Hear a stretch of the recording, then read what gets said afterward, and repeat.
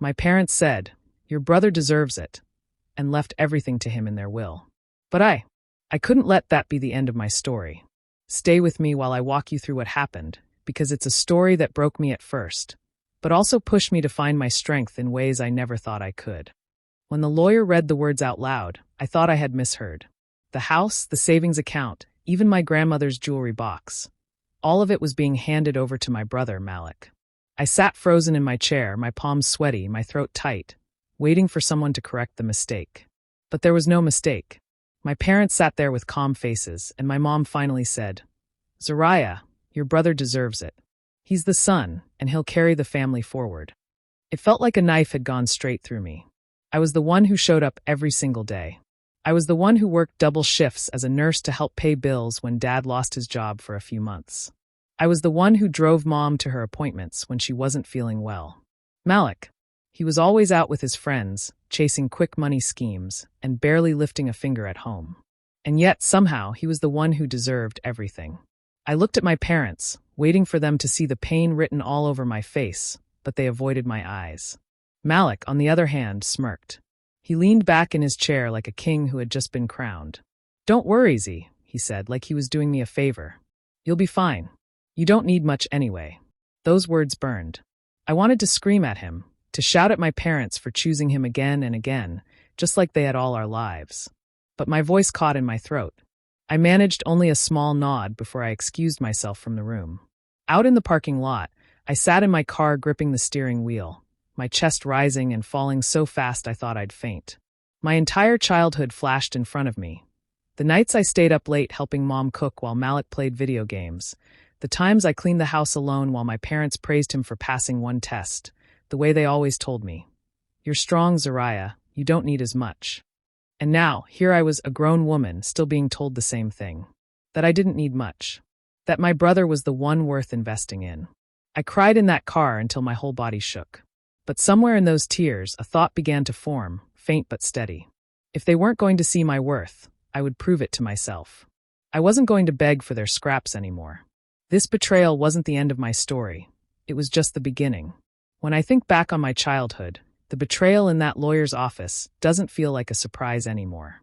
It feels like the final stamp on something that had been happening my whole life. From as early as I can remember, Malik was the golden child. No matter what he did, my parents found a way to defend him, to shield him, to lift him up higher than he deserved. I was the kid who woke up early to sweep the kitchen and pack my school bag neatly the night before.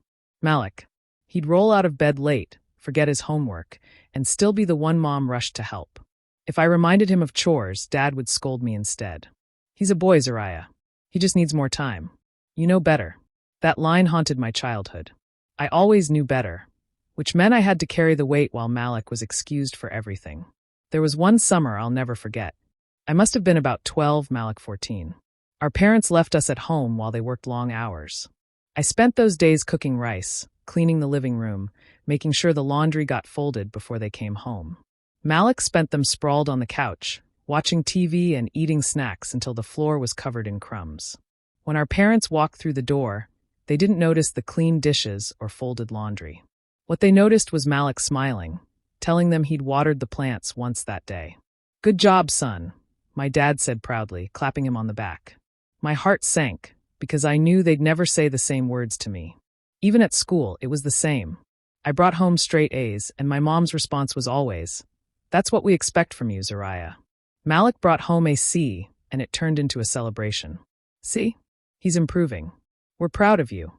I would sit in my room at night, staring at my books, wondering why nothing I did was ever enough.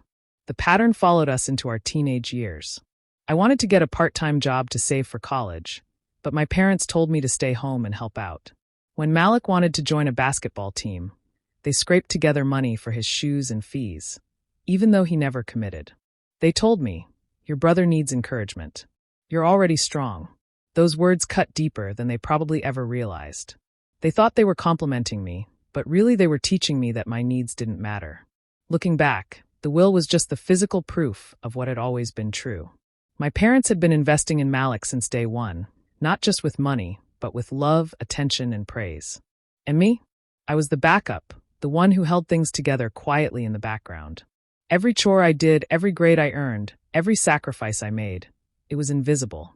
So when I sat in that lawyer's office as an adult, hearing them say Malik deserved it, I realized those words weren't new at all. They were just the echo of every year of my childhood, carried forward into my future. After the will reading, Malik made sure I didn't forget what had just happened. He walked out of that office like a man who had won a prize, grinning ear to ear, and when we got to the parking lot, he leaned over to me and said, "You'll be fine, Z. You don't need much anyway." His tone wasn't comforting. It was smug, like he was tossing scraps to a stray dog. Those words sank into my chest and sat there like a stone. Within weeks, Malik had moved into our parents' house. The same house I had cleaned every Saturday growing up.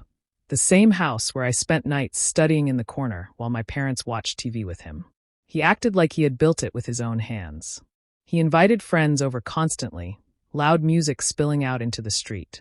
I heard about the parties from neighbors and distant relatives, people who had no problem telling me that Malik was enjoying life now. Meanwhile, I was still working long shifts, catching the bus home, and counting every dollar I saved. One evening I stopped by the house to pick up some things I had left behind. Malik greeted me at the door with a beer in his hand, music thumping in the background. "If you want to come by, Z, you should let me know ahead of time," he said, blocking the doorway like I was a guest in the home where I grew up. "This isn't just your space anymore. You can visit if you ask." The arrogance in his voice made my stomach twist. My own brother was treating me like an outsider, like I needed permission to step inside the walls that once held all my memories. I looked past him into the living room and saw strangers lounging on the couches, drinks on the coffee table, laughter filling the space where our family dinners used to be. I turned and walked away before he could see the tears welling in my eyes. That night, I sat alone in my small apartment, the echo of my parents' voices ringing in my ears. "Your brother deserves it." The words wouldn't leave me. It was as if they had been carved into my skin. All the years of sacrifice, all the times I had been the reliable one, the one who never asked for much. It had all led to this moment, where my own family erased me as if I didn't count. I cried until my body felt empty, but somewhere between the tears and the silence, something shifted. I realized I had a choice. I could let this betrayal crush me, or I could use it as fuel. Malik wanted me small, my parents wanted me quiet, but I wasn't going to give them that satisfaction. That night, I promised myself I would not be defined by their favoritism or his arrogance. If Malik had the house, I would build my own future, one they couldn't take away from me. After that night, something inside me hardened. I woke up the next morning with puffy eyes and a heavy heart, but also with a new determination. If my parents and Malik believed I didn't deserve anything, then fine. I would stop waiting for them to give me a place at the table. I would build my own.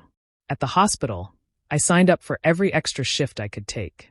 Long nights blurred into early mornings, my body aching from being on my feet, but I kept reminding myself of the bigger picture. Each paycheck I tucked away carefully, refusing to waste even $1 on things I didn't need. While Malik was throwing parties in the house I once called home, I was clocking in and out, sweat on my brow, whispering to myself, "This will be worth it." I never asked Malik for help. He made it clear he enjoyed holding his new position over me, and I wasn't going to give him that satisfaction. My pride hurt too much for that. Instead, I leaned on someone who truly cared, my best friend, Tiana Brooks. She had known me since college, and when I told her everything that happened with the will, she didn't sugarcoat her response. "Zariah," she said one evening over takeout, "you don't need their crumbs. You'll build your own table, and trust me, it'll be bigger and better than anything they could have handed you." Her words stuck with me. Every time exhaustion threatened to pull me down, I replayed them in my mind. I imagined a life where I didn't have to beg for recognition, where I could stand on my own without feeling like I was less than. I started mapping out a quiet plan.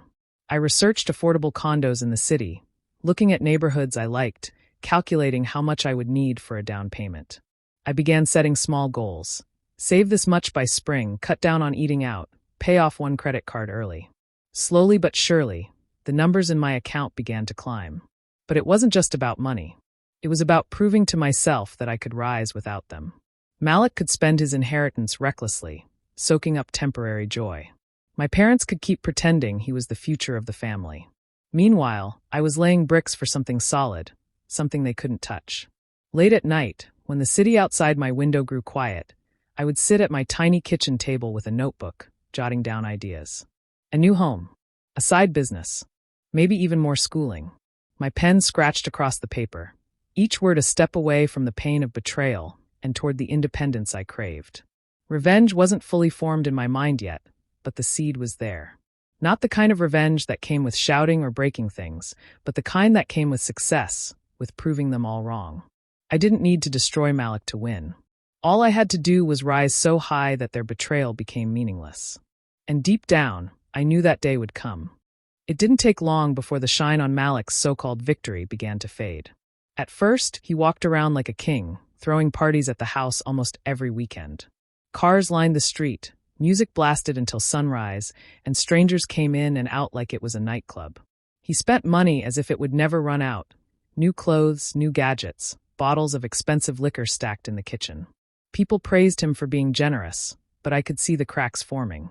One evening after a late shift, I drove past the house and noticed the front yard littered with empty cups and trash. Malik was outside laughing with some guys I didn't recognize, bragging about a trip to Vegas. I shook my head because I knew exactly what he was doing with his inheritance, gambling. It was only a matter of time before the easy money started slipping through his fingers. The arrogance in him grew with every dollar he wasted. He walked around like he was untouchable, like nothing bad could ever stick to him. And honestly, why wouldn't he think that? Our parents had always protected him, always cleaned up his messes, always told him he just needed more help. Even now, when they saw him spending recklessly, they smiled and said, "He's just enjoying life. Don't be so serious, Zariah." But I could see what they refused to. His credit cards maxed out. Debt collectors calling at odd hours. Rumors in the neighborhood about Malik owing money to the wrong people.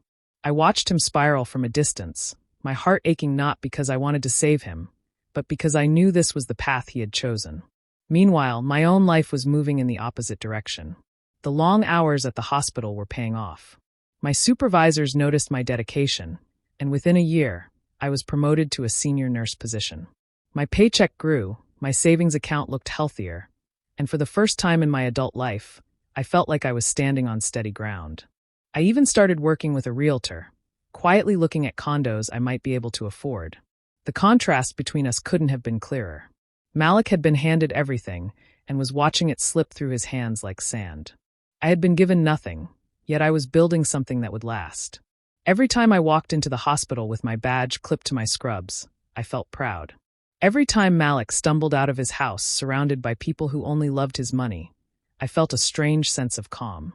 It was like watching two lives written side by side, his ink smudging, pages tearing, story collapsing, while mine slowly filled with steady, deliberate lines. And for the first time since the betrayal, I realized I didn't need to chase their approval anymore. The truth was already showing itself. Malik was falling, and I was rising. No matter how obvious Malik's downfall became, my parents refused to see it. To them, he was still the golden boy, the son who could do no wrong. When I tried to point out his reckless spending, his gambling, the late-night calls from people looking for their money, they brushed it all aside. "He just needs support," my mom would say, her voice soft like she was defending a child instead of a grown man. My dad would add, "He's your brother, Zariah. Family looks out for each other." The words burned every time. I wanted to scream that I had been looking out for family my entire life, picking up slack, keeping the house in order, helping them when they needed it. Yet, none of that mattered. They never saw me. They only saw Malik and his endless cycle of mistakes. One night at dinner, the tension finally boiled over. Malik had just lost a big chunk of money on a poker game, and instead of scolding him, my dad turned to me. "Zariah, maybe you can lend your brother a little something until he gets back on his feet." The fork slipped from my hand and clattered against the plate. My chest felt hot, and I looked at both of them, my voice shaking but firm. "You gave him everything," I said. "The house, the savings, the inheritance. And now you want me to bail him out too?" "No. Let him figure it out." The room went silent, except for Malik's scoff. My mom's eyes watered like I had just betrayed them. My dad's jaw tightened, and he muttered, "You've become selfish, Zariah." That word hit me harder than I expected, because I knew in my heart I was anything but selfish. But to them, saying no to Malik was unforgivable. After that night, dinners became unbearable. Every conversation circled back to Malik's struggles and their desperate attempts to shield him from the consequences of his own choices. I started making excuses not to visit, working longer hours or spending weekends with Tiana instead. My absence didn't stop the phone calls, though. Mom would ring me up and plead, "Just check on your brother. He's having a hard time." Each time, I answered the same way. He's not my responsibility. Still, the guilt clung to me. Not because I owed Malik anything, but because I realized something deeper. That my parents would never see me the way I wanted them to. I could work myself to the bone, earn promotions, save every dollar, build a life from scratch, and it would never be enough. To them, Malik was the future, no matter how many times he set it on fire. One evening, sitting alone in my apartment, that truth sank in fully. My parents' approval was something I would never win, no matter how much I sacrificed. And for the first time in my life, I let go of the hope that someday they might finally see me. It was painful, but also freeing. If they couldn't value me, then I would value myself. Malik showed up at my apartment one Saturday afternoon, unannounced, wearing a fake smile that didn't quite reach his eyes. I hadn't seen him in weeks, and I almost didn't want to open the door, but curiosity got the better of me. He leaned against the frame like we were old friends catching up instead of siblings on opposite sides of a lifelong wound. "Z, can we talk?" he asked, his voice unusually soft. For a moment, I thought maybe he was here to apologize. Maybe he had finally realized how badly he'd treated me. I stepped aside and let him in, though my stomach twisted with unease. He sat on the edge of my couch, rubbing his hands together. "Look, I know things have been rough between us, but I'm trying to do better. I just need a little help to get back on track." Then came the real reason for his visit: money. He wanted me to lend him a small sum, promising he'd pay me back as soon as things picked up. Every part of me screamed not to trust him. Memories of his arrogance, his smirk at the will reading, his parties and careless words came rushing back. But a small part of me, the sister who still wanted to believe there was good in him, hesitated. Against my better judgment, I pulled out my checkbook and gave him a modest amount. "This is it, Malik," I warned. "Don't make me regret this." He hugged me quickly, muttering a thank you before leaving in a rush. Weeks passed, and the repayment never came. Instead, I heard through the grapevine that Malik had blown the money on another night out, drinking and gambling with the same crowd that always dragged him down. My chest tightened with anger and shame. I had known better, and yet I had let him fool me again. I called him, demanding an explanation. He answered with a laugh in his voice, as if I were being dramatic. "Relax, Z. It was just a little cash. Don't act like you're better than me just because you've been saving your pennies." The words sliced through me. I felt the heat rush to my face as I gripped the phone. "Better than you?" I snapped. "I've worked for everything I have while you've thrown away every opportunity handed to you. Don't you dare mock me for surviving when all you've done is waste." He chuckled again, dismissive, and that was the breaking point. Something inside me snapped clean. I realized Malik didn't see me as a sister, or even as a person he respected. To him, I was just another resource to drain, another fool to manipulate. That night, I made the hardest but clearest decision of my life. I cut him off completely. No more money, no more favors, no more second chances. Malik had betrayed me for the last time, and I was done letting his poison seep into my life. Zariah had reached her breaking point. For years, she had watched Malik sail through life on the golden shield of their parents' blind loyalty. But now, she was done being the shadow in the family story. If Malik insisted on digging his own grave, she would no longer stand in the way. She would make sure he fell straight into it. It started small, quiet, deliberate. Zariah began tracking Malik's reckless behavior, not out of curiosity, but with cold precision. Every time a creditor called his phone while he sat at the bar, laughing with friends, she noted it. When whispers reached her about his mounting gambling debts at the underground poker tables, she followed the trail. Malik wasn't careful. He never had to be. That was his weakness, and Zariah finally realized she could turn it into her strength. At the hospital, during her breaks, she sifted through her notes like a detective piecing together a case. Receipts, careless messages he had sent to acquaintances begging for loans, even a few photos snapped discreetly when he stumbled drunk out of a casino. All of it built a picture. Not a false one, not fabricated, but the ugly truth Malik had painted himself. And then, with a calmness that surprised even her, she began tipping the scales. A quiet phone call to one creditor with a forwarded address. A discreet message slipped to a man who had been searching for Malik to collect on a bet gone wrong. She didn't scream or threaten, didn't expose herself. She simply guided Malik's vultures toward the carcass he was becoming. Meanwhile, she was building her own fortress. The promotion she had worked tirelessly for finally reflected in her paycheck. She doubled her savings, cutting luxuries Malik wouldn't have thought twice about. When the realtor placed the keys to a sunlit condo in her palm, Zariah felt a surge of pride she hadn't known was possible. This wasn't an inheritance. This wasn't her parents' approval. This was hers, every brick, every tile, every dollar. As she unpacked her boxes one evening, sipping tea in her new living room, Malik's voice exploded on her phone in a stream of curses. Creditors were circling, friends had abandoned him, and even the parents who once defended him were beginning to show cracks of worry. He demanded to know if she had something to do with it. Zariah stared at the message, her lips curving into the faintest smile. She didn't need to answer. The beauty of revenge was not in confession, but in watching silence do the work. Malik was unraveling, thread by thread, and all she had to do was watch.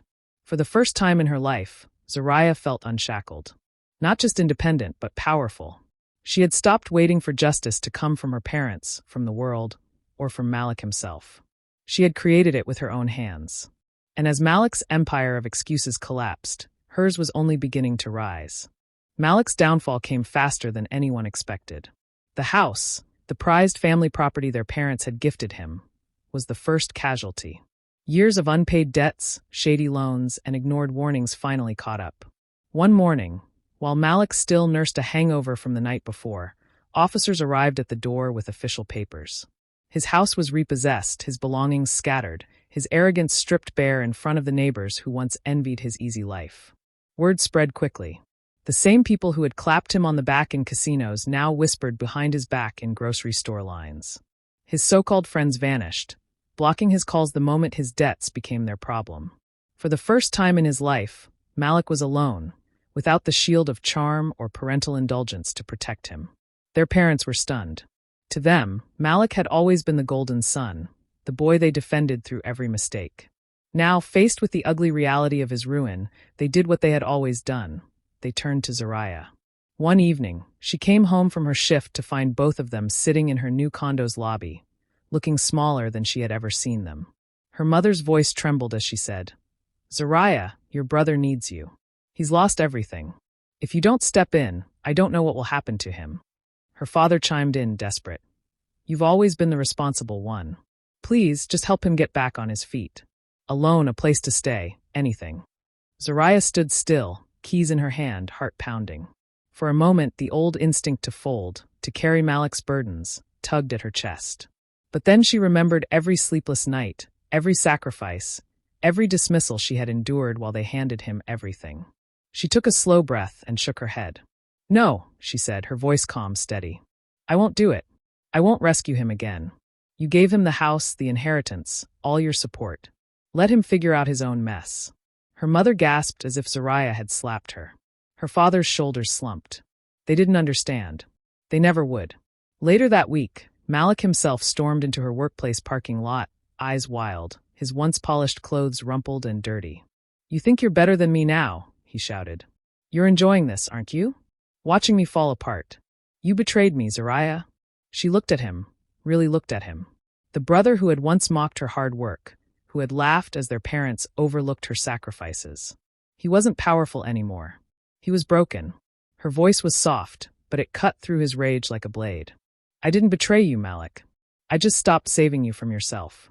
For the first time in her life, Zariah walked away without guilt. And Malik, left standing in his ruin, finally had no one left to blame. Zariah carried the last box into her condo, setting it gently on the wooden floor. The place wasn't extravagant, but it was hers, paid for with her own sweat, her own sacrifices, her own refusal to give up. As she looked around at the sunlight streaming through the windows, a quiet sense of triumph filled her chest. For the first time in her life, she wasn't living in anyone's shadow. She wasn't the daughter overlooked or the sister dismissed. She was simply Zariah, free, steady, and finally at peace. Her new life unfolded slowly, beautifully. Tiana came over often, filling the rooms with laughter and warmth. They cooked simple meals, swapped stories after long hospital shifts, and talked about dreams without the weight of judgment hanging over them. At work, her colleagues celebrated her promotion, and she found herself surrounded by people who respected her skills instead of diminishing them. Little by little, the loneliness that had haunted her for years melted away, replaced by a community that chose her, not out of obligation, but out of genuine love. Meanwhile, Malik's downfall spread like wildfire through the family and community.